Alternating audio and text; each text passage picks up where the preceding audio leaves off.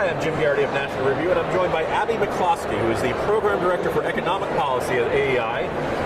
I understand the jobs numbers came out this morning, and Abby, the economy's fixed now, right? Everybody's happy, jobless is gone, and we can all just celebrate. Is that what the Bureau of Economic Statistics said this morning? So BLS reported that the economy added 175,000 jobs in the month of February, which is more than people thought, but it's far from the levels that we would need to have a robust jobs recovery in this economy.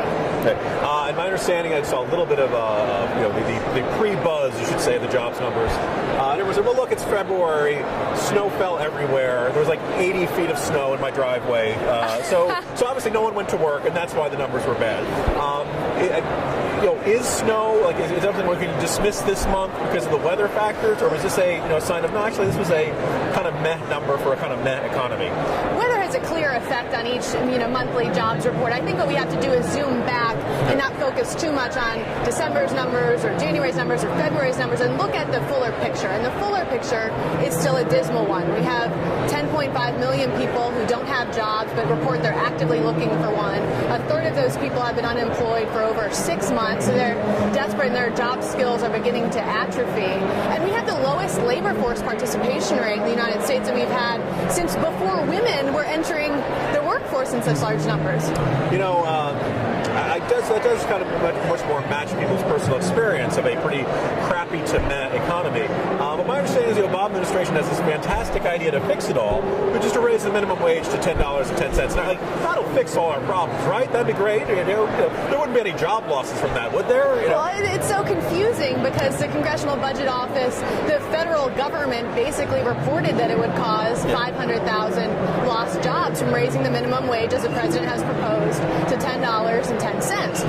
So we have those disemployment effects, and at the same time, who are we helping by raising the minimum wage? It's a very ineffective anti-poverty tool by almost every account, as the CBO reports show. Okay.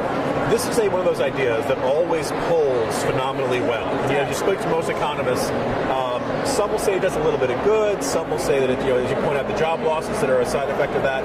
Others will say, in a 317 million people in this country, the several trillion-dollar economy we have, it's a drop in the bucket in terms of actually generating real prosperity and stuff. So why do you think, if you're an opponent of minimum wage, how do you make the case to people for an idea that they just think, minimum wage is going up, I'm going to make more money? How do you, dispel that kind of notion of it being a good idea?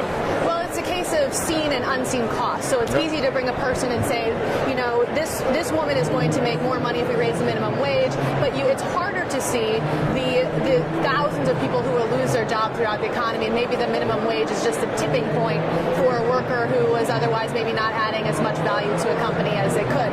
I think the strongest argument against the minimum wage is to say, who are we trying to help?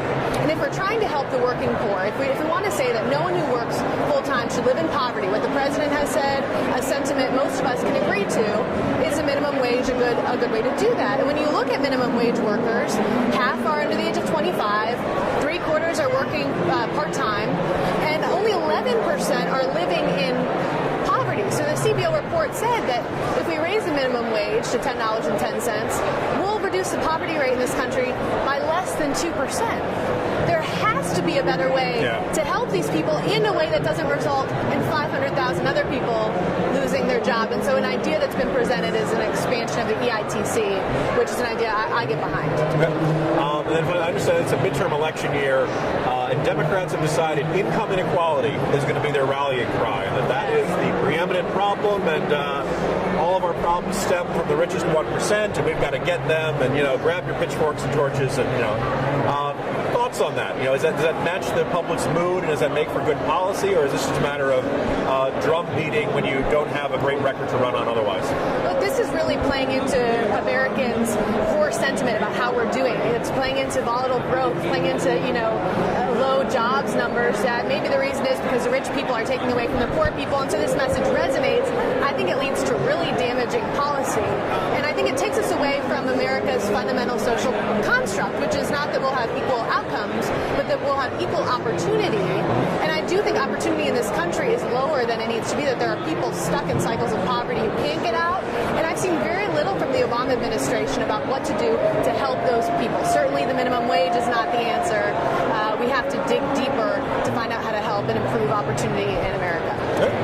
Abby, thanks very much for joining us. Thank you so much. You too.